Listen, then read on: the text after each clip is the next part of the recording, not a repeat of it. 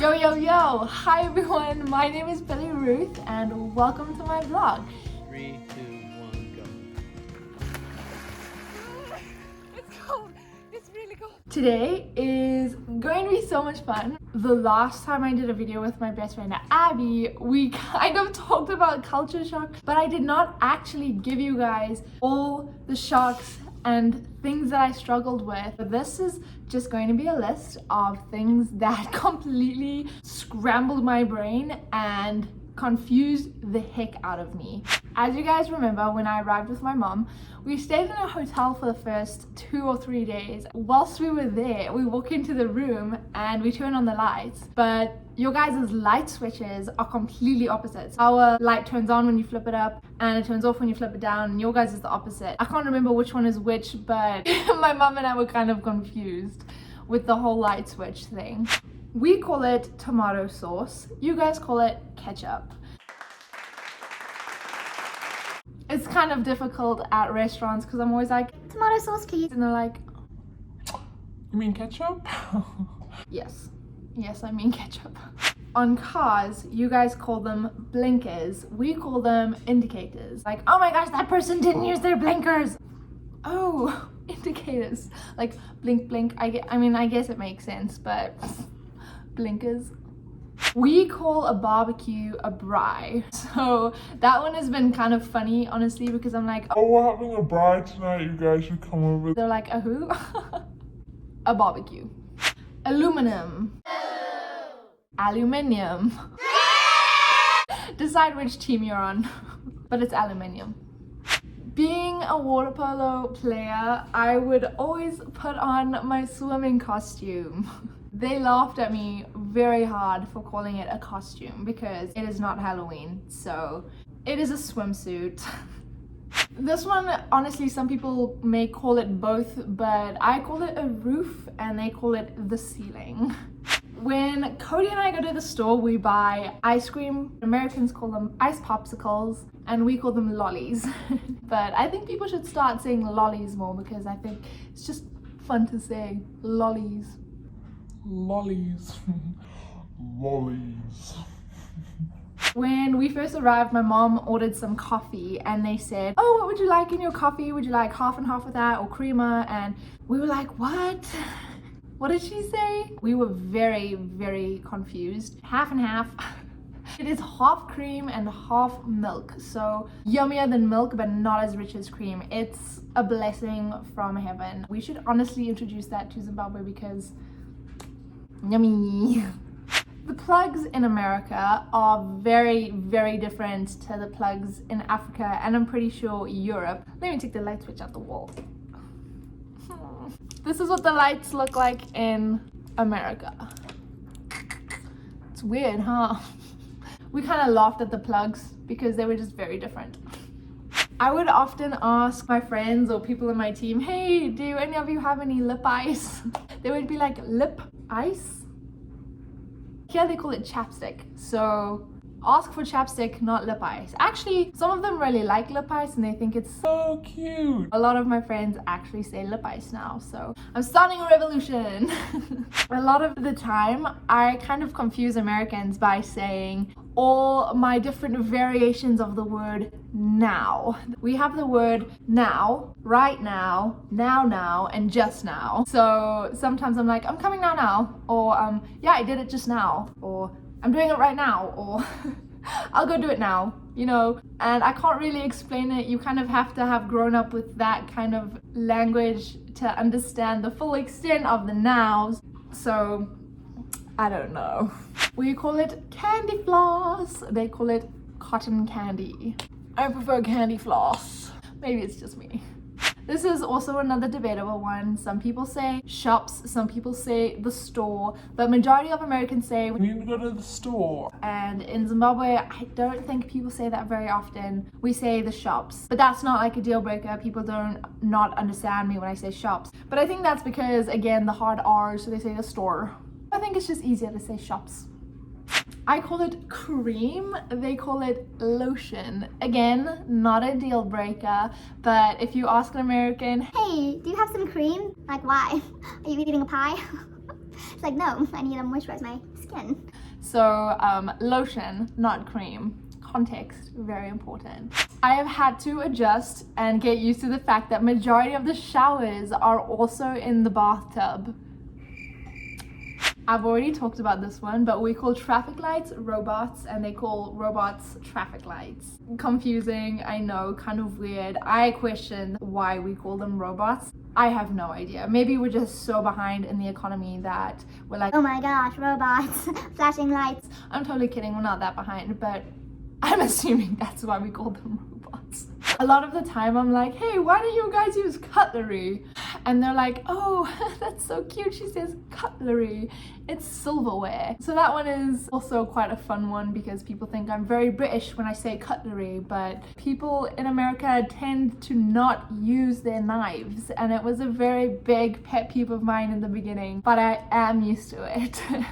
Please use your knife and fork at the same time whilst you're eating. Don't eat a steak like this. Cutlery, very important. We call flip-flops slops. So sometimes I'm leaving the house and I'm like, oh, I just need a pair of slops. And he's like, process, ding, ding, ding, oh, flip-flops. I think some people actually call them sandals. I'm not 100% sure on this one. And then lastly, the biggest thing that I struggled with, this is the first time I encountered this weird thing, but I was in the shops and I bumped into someone and I turned around and I was like, Oh my gosh, I'm so sorry. and she was like, no, you're good. And I was like, Yeah, I'm good. I'm so sorry. Are you okay? she was like, yeah, you're good. I was like, I know. I know I'm good, but are you okay? and she was just like, yeah, I'm fine, you're good. Like, okay, we're both good. Walk away very awkwardly. So America tends to say you're good for everything. So I was like, oh my gosh, I'm so sorry about that. No, you're good. Oh, I didn't do this. I'm so sorry. No, you're good. You're good. You're good. It's like, yes, I know I'm good.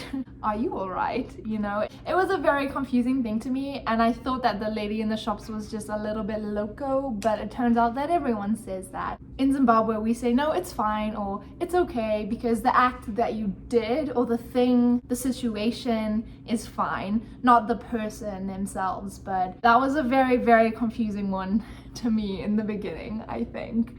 Moving on, back to the storyline. So after my teeth got fixed, I carried on with school for a few weeks and things were kind of getting a bit better. I was starting to find my feet. But in terms of the relationship, it just was not the right time or easy at all to keep it going because I was just excessively overwhelmed with everything that I was going through. And the same for him. We had no idea what was going on in each other's lives. It was just a very walking blind kind of relationship at the time. And so we ended up breaking up, which on top of everything that was already going on in my mind emotionally, kind of affected me. In all honesty, the timing of the breakup was perfect because when I just stopped touching my phone and kind of got my head out of the screen, forgot about home and kind of grilled in and focused on the fact that I was in a new country at a new school with new people, I actually started to see the world around me and I started to see the gem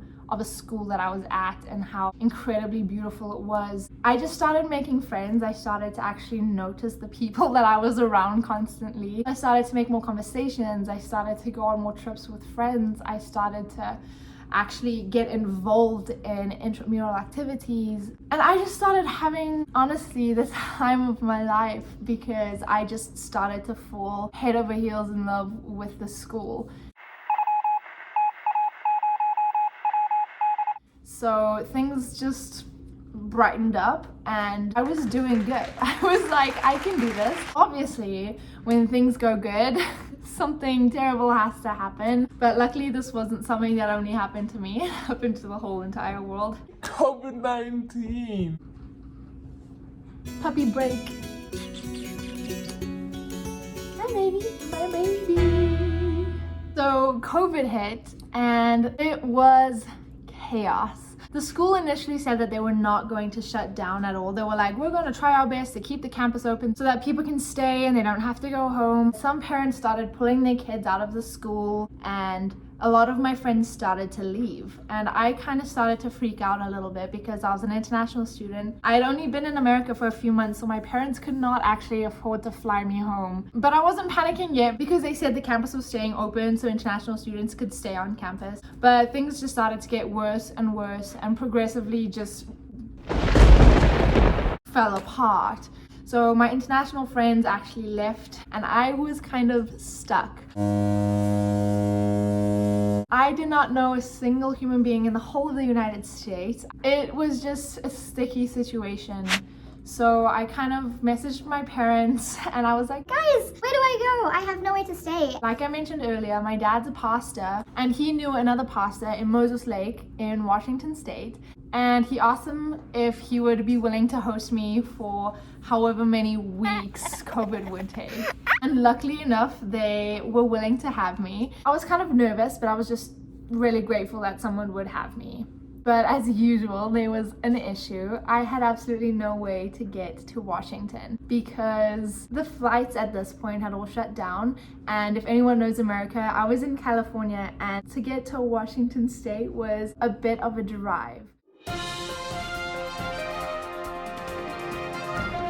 I didn't have a car, I didn't have an American license, and so I just had no way to get there, but I kind of had to get there quickly because the school was shutting down. By God's grace, there was one friend who was one of the very last people left on campus, honestly. He was leaving the next day and I was like, well, that sucks. Where do you live and where are you going home? And he's like, I actually live in Washington State. And I was like, no ways, that's where I need to be. Is there any way I could come with you? And he's like, Yeah, totally, there's space. so this guy's an absolute all-round phenomenal human being and he so kindly gave me a ride up to Washington with him. So I had to pack up my entire dorm in one night and we left first thing the next morning. Now the road trip up to Washington was very interesting. Firstly, it was one of the most beautiful road trips I've taken in my entire life. I was blown away. I saw snow for the very first time in my life and it was so exciting. And I kind of started having like a little freak out party. I was like, oh my gosh, it's snowing! And he was like, well, do you want me to pull over so that you can look at the snow? And I was like, yes.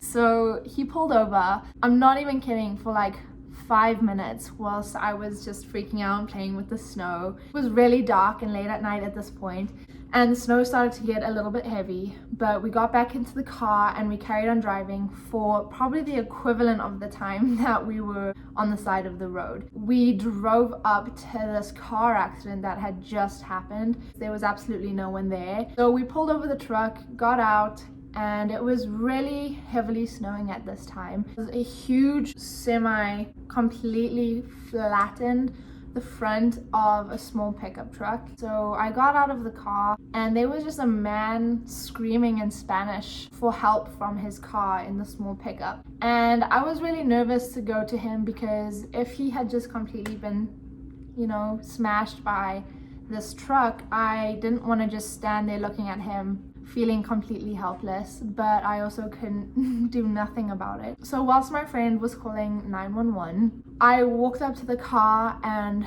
this guy's legs were completely mangled. So I ended up holding this guy's head with kind of the rest of my back out of the car, and I started to get snow on my back and the bottom of my shoes were freezing with ice, and this guy was just crying in pain. My friend and I tried to pray for him and we're like, hey, do you know Jesus? Trying to just make him as comfortable as he could. And so we actually stood out in this snowstorm for over an hour until any kind of help came. We were just talking to this guy, asking him about his family, asking him about his job, and just trying to keep him awake. And let's just say that the first time I ever saw snow was very memorable, but definitely not the greatest. After the accident, we continued to drive up to Oregon where his brother was going to school, so we stayed over there for a night. And I was very shaken up. I don't think I slept very well that night, but I woke up to the most beautiful snow-covered trees and I was just breathtaking. At this time, I think there had just been so many things that had gone on in my life in those few weeks that I'd been in America that my mind was just not in a good place whatsoever. If we had not stopped at the side of the road for those tiny few minutes that we did, we might have even been involved in that accident. Again, God's timing is just flawless. And I'm just so grateful that we could have been there for that guy when we were. But I think I was just so shocked and so shaken by everything that I was going through and all these emotions inside of me that I wasn't really processing, that I started to make a lot of bad decisions, and I just was not a very kind person inside my mind. I wasn't kind to my body, I wasn't kind to my thoughts, I wasn't kind to my emotions, and it was just a very horrible time within myself. I think I was dealing with a lot of emotions that I had honestly never gone through before. But needless to say, I got to Moses Lake very safely, and I ended up staying with Doug and Peggy and this beautiful family for 6 months. And it was some of the best months I've ever had in my life. So if you guys are watching this, I'm very, very grateful for you. Thanks for putting up with my nonsense for 6 months. For today, that's all I have. Stay tuned for this incredible testimony of God's faithfulness and His goodness and His perfect timing. Worrying is like a rocking chair. It gives you something to do, but it doesn't take you anywhere. This is just an encouragement that timing is absolutely flawless to God. And if there's something that you're waiting for or something that you're worrying the heck out of, just stop, breathe, and know that the timing is going to be absolutely flawless and better than anything you could have planned or you could have done. Sit back, seriously, give Jesus the wheel, and His timing will blow your mind. Trust me, in my experience, I am very, very much struggling with the idea of God's timing being perfect. If I had it my way, a lot of things would have been done in a very different time frame. You know, it's just there's so much that we wish that we could control, but if we constantly try to control our lives in our bubbles, it can be very stressful and often not go very well. So if you just take a few breaths, trust the Lord, worrying gets you nowhere. So live life as best you can. If you're enjoying this amazing story of mine, please remember to subscribe and turn on your post notifications so that you guys can get reminded when I release another video. For now, choose joy and stop, for the sake of you, worrying your butts off, okay? The world is gonna be just fine, and so are you. So that's me for now. Bye. 3, 2, 1, go. It's cold. It's really cold. I did it.